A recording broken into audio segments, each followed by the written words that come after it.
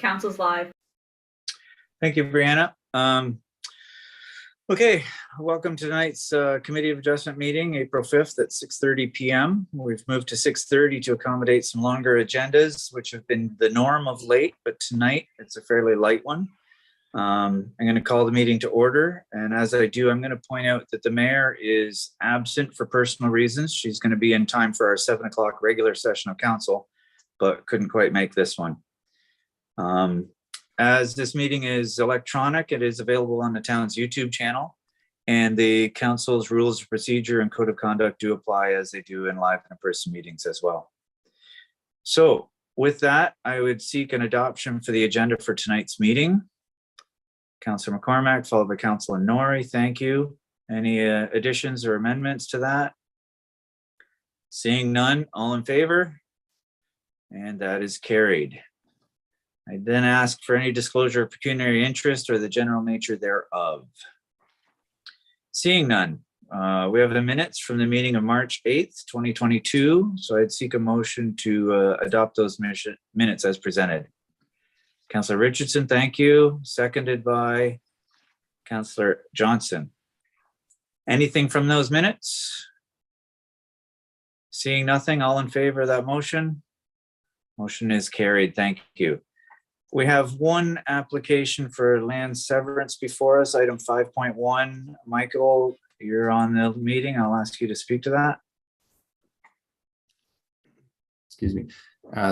Thank you. I appreciate the opportunity to speak on this application.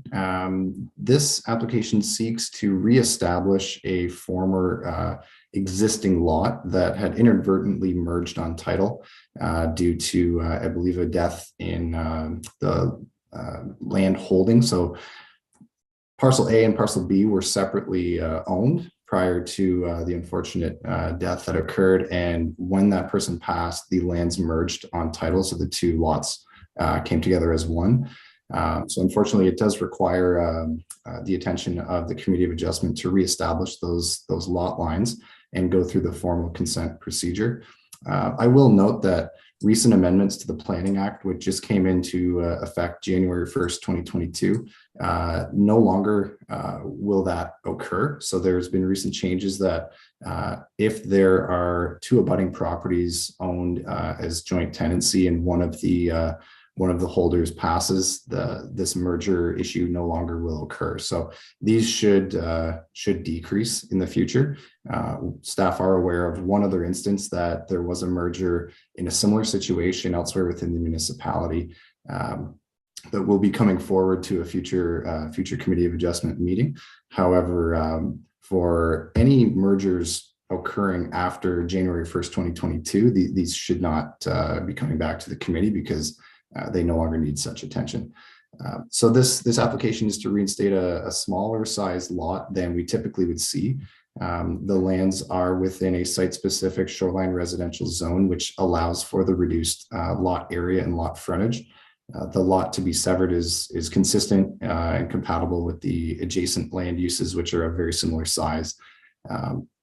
The recommendation from staff is to have a well installed, pay the taxes, which are typical, and also for a hydrogeological review to be undertaken. That's due to the density of development in the area. And how we've been treating these lately is when there's a certain density threshold met, that we've been including this condition to ensure that no adverse impacts occur to lands that are adjacent to the proposed new lot to be created. There is no well on the existing lot, on the lot today. So installation of a new well could have some impact to neighboring properties. So we feel it's pertinent to undertake that review. Unfortunately as well, the site-specific zone does address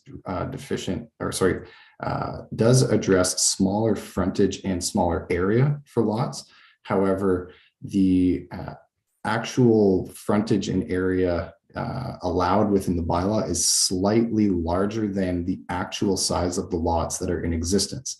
So staff are looking at through a housekeeping bylaw update to clean up these areas as a whole. However, unfortunately for this applicant, due to the timing, there is a minor variance that's required due to the slight deficiency in frontage and area around the site-specific provisions. But staff are looking at this area and the other area that I had mentioned in the municipality where there was another merger to clean up those slight deficiencies so that any lots that are in existence at this moment will continue to be compliant. So I'm not sure how that happened historically, but there is just a slight discrepancy there between the actual sizes and frontages of the lots and what the site-specific provisions permit. So with that, I hope I answered any questions that the committee might have had, but if there are any others, I'm certainly happy to take those. All right, council questions. John McCormick, go ahead. Just wondering, Michael, any comments from surrounding neighbors? We did not receive any comments from the surrounding neighbors. The notice was published as usual. Typically, we get some inquiries, but no questions from neighboring property owners. Thank you. Yeah, Councillor Pennell. Thank you, Your Worship. Through you to Michael. This this subdivision, if you will, I know it quite well as I grew up in it. I remember a property or a house being on that property.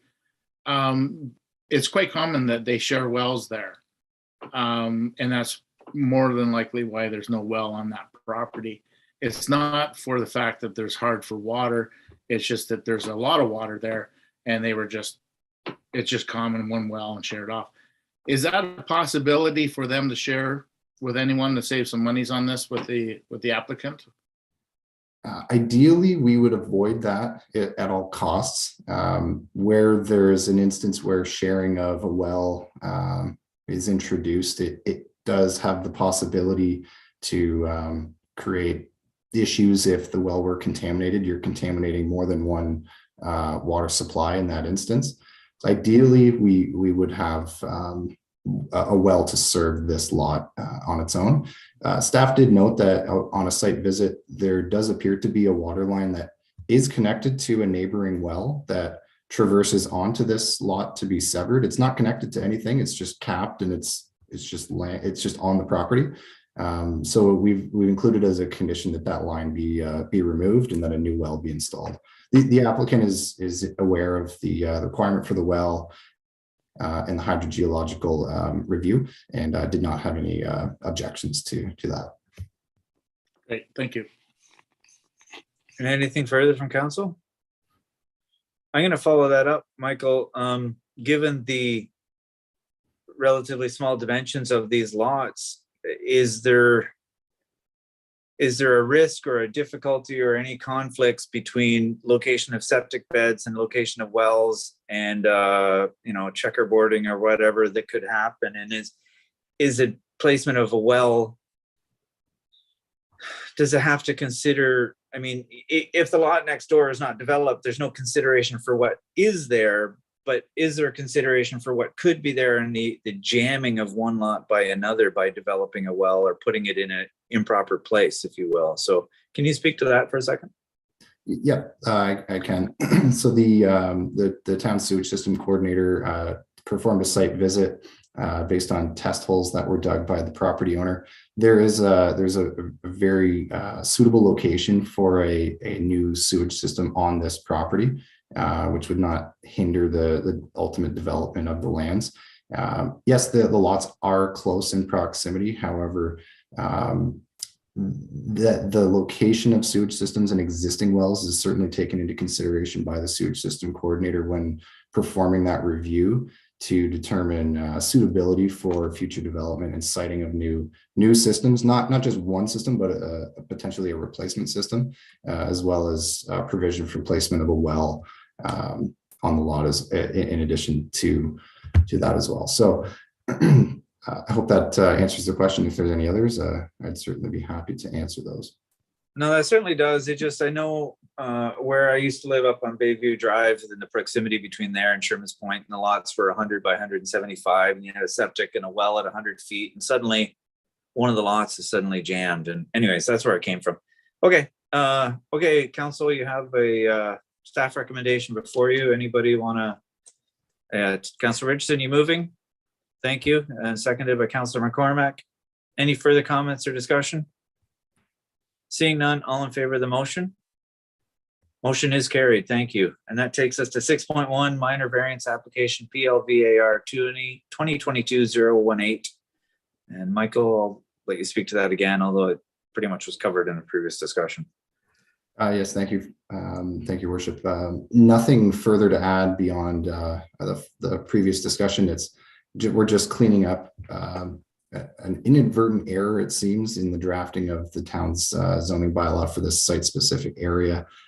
So the lot area is slightly deficient by 0.05 hectares and frontage by 5.6 meters. It appears as though there's a rounding up to the nearest 0.1 of a decimal and to the nearest 10 essentially for lot frontage. So it didn't quite capture the actual frontage in existence today. So we're doing so by way of this variance here. So you think it was a rounding, probably an adaptation from imperial to metric? I think so. It appears as though that's the case because it was taking a former municipality's bylaw, which was it was imperial, and then that was converted to metric, and we essentially brought it through into the amalgamated town of Greater Napanee, and it seems to have been a long-standing issue that really just needs some attention. Great. Council. Councillor Bernal, you moving staff recommendation? Thank you. Councillor McCormack seconding. Any further discussion or comments? Seeing none, all in favor of that motion? Motion is carried. That takes us to item 7, which is adjournment. A motion to adjourn, please, Councillor Pennell, seconded by Councillor Richardson. All in favor of that? And carried. And we'll leave this session and we'll meet in regular